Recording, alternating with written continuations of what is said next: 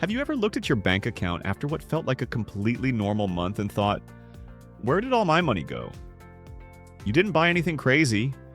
No luxury splurges, no massive purchases. Just normal life. Groceries, a couple meals out, maybe a new phone because your old one was barely holding on, regular everyday expenses, and yet somehow you're sitting there feeling like you should have way more money than you do. That feeling isn't random, and it's not because you're bad with money. The truth, and this is something most people don't realize until it's far too late, is that a lot of the things we spend money on today simply are not worth it anymore. Not even close. Prices have completely detached from value, but we keep paying anyway because that's what everyone else does. It slowly drains people without them ever noticing where the leak actually is.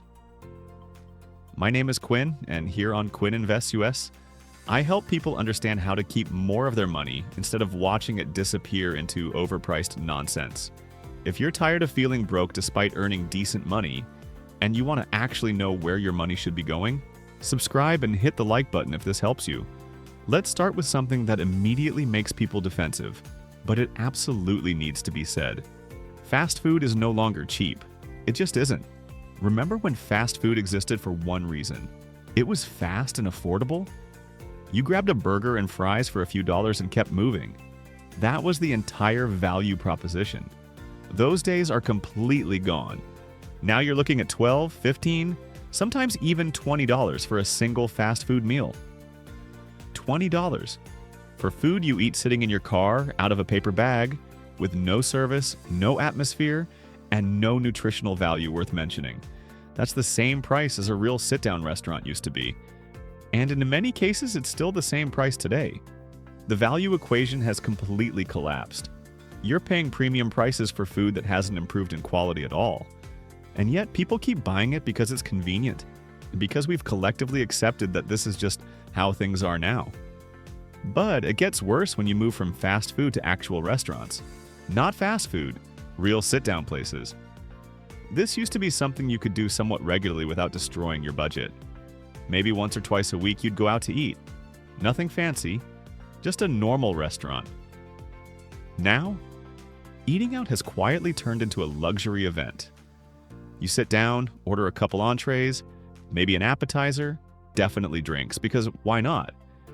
And before you even realize what happened, the bill is $60, $70, $80 for two people, at a place that isn't even special, just average. Then you add the tip, because of course you tip, and suddenly you've spent $100 on one meal. One evening, money that's gone forever, no asset, no value retained. Just food that's already gone. There's nothing wrong with enjoying a nice meal. That's not the point. The problem is when people do this multiple times per week without realizing what it adds up to, that's not hundreds per month, it's thousands. And for most people who feel stuck financially, who feel like they can't save, invest, or get ahead, eating out is one of the biggest silent drains on their income. They don't see it because it's $20 here, $30 there, but over a year it becomes a massive cost category that provides almost no long-term value.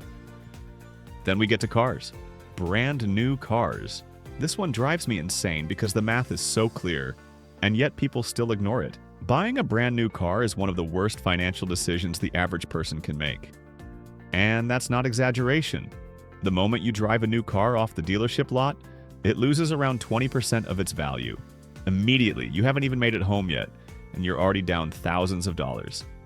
Then it continues to lose value every single year. At the same time, most people are financing these cars. So not only are you buying something that's actively losing value, you're also paying interest on it.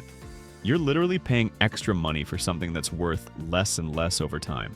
That is the exact opposite of investing. It's pure consumption. People justify it because they want the new car feeling, the smell, the technology, the status. They want to feel like they've made it. And if you're genuinely wealthy and the money doesn't matter, fine. Do whatever you want. But if you're a normal person trying to build wealth, buying new cars will keep you poor. Period. A 3 or 4-year-old used car will get you to the exact same places with nearly the same reliability for a fraction of the price. The depreciation already happened. Someone else absorbed the financial damage. But people don't like hearing that because they believe they deserve a new car. They work hard. They want to treat themselves. The problem is that treating yourself to a new car usually means treating yourself to 5 or 6 years of financial stress. Then there's clothing, specifically branded luxury clothing. Now, to be clear, not all expensive clothing is a waste. Some high-quality items are genuinely worth paying more for. A well-made pair of boots, a solid jacket, clothes that last for years and save you money long-term. But that's not what most people are buying. Most people are buying logos. They're buying brand names. Designer labels, status symbols, they're paying absurd markups for items that are functionally identical to much cheaper alternatives. You can buy a plain white t-shirt for $10, or you can buy the same shirt with a logo slapped on it for $200. Same fabric, same factory, same shirt. The only difference is the logo and the belief that it somehow makes you look more successful. But here's the uncomfortable truth. Nobody actually cares what brand your shirt is. They notice it for half a second, if at all, and then move on with their lives. Meanwhile, you're left $200 poor for absolutely no real benefit. This applies to designer jeans, luxury sneakers, branded bags, and all kinds of premium clothing. The quality difference is often minimal. What you're paying for is marketing.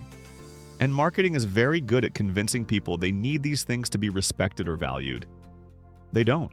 Then we get to vacations. Travel has become wildly expensive compared to what it used to be. Flights are expensive. Hotels are expensive. Even budget options cost far more than they did just a few years ago. And yet people keep booking trips they can't afford because they feel like they have to. They see everyone else posting vacation photos on social media, and they feel pressure to do the same. So they book the trip, put it on credit cards, and deal with the interest later. Travel has value. Experiences matter. Seeing new places can be incredible. But not when it puts you into debt. Not when it prevents you from saving or investing. Not when it forces you to stress about money for months afterward. There's this idea that you must travel while you're young, that experiences are everything. And yes, experiences are important. But so is not being broke. So is not being anxious about money all the time. So is not working until you're 70 because you spent everything in your 20s and 30s. Smaller trips, local travel, affordable experiences. Those exist, and they don't require debt. Then we get to subscriptions.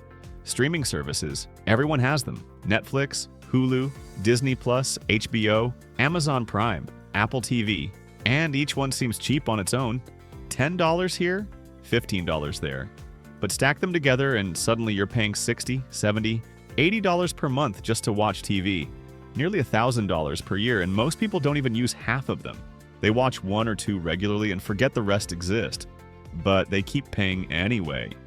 Cable is even worse. People still pay over $100 a month for cable packages filled with channels they never watch, simply because that's what they've always done. The same thing happens with gym memberships. People sign up, go for a couple weeks, stop going, and keep paying because canceling feels uncomfortable. $50 per month, $600 per year, for something they don't use. Then there's electronics. New phones, new laptops, new tablets, new smartwatches.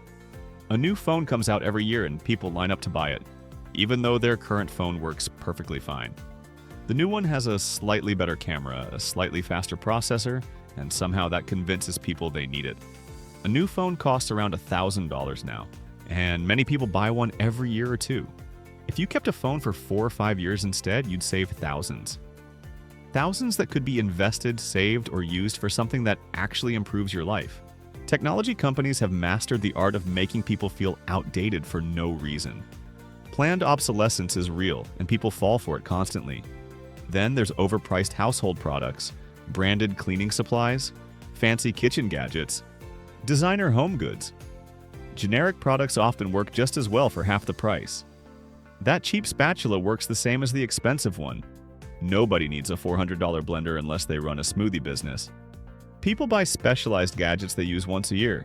Bread makers, pasta machines, fancy knife sets where they use 2 knives. All of it takes up space and money. And don't even get me started on furniture. People finance furniture now, finance it. thousands of dollars for something that will be outdated or worn out in a few years. You can find perfectly good furniture secondhand for a fraction of the price. But people want everything new, matching, and Instagram ready. Then there's status spending. Buying things not because you need them or even truly want them, but because you want other people to think you're successful. Luxury stores, designer bags, expensive cars, all to project an image. The irony is that truly wealthy people don't care about projecting anything. It's the people who are insecure and financially stretched who fall into this trap the hardest. They look rich, but they're broke. And that brings us to the real conclusion. Almost everything costs more than it used to, and much of it is no longer worth the price. Fast food, restaurants, new cars, designer clothing, expensive vacations, subscriptions, electronics, overpriced home goods, status spending. The solution isn't extreme. You don't have to live like a monk. Just stop buying things you don't need. Stop doing what everyone else does without thinking. Stop letting marketing tell you what success looks like. Cook more at home. Keep your car longer. Buy used when possible. Cancel subscriptions you don't use. Keep your phone until it actually breaks. Buy generic products. Stop trying to look rich and start building actual wealth. Because here's the truth. You can look rich or you can be rich. But for most people, you can't do both. Every dollar you spend trying to impress other people is a dollar that isn't working for your future. And real financial security, real peace of mind, is worth infinitely more than a logo, a gadget, or a vacation you couldn't afford.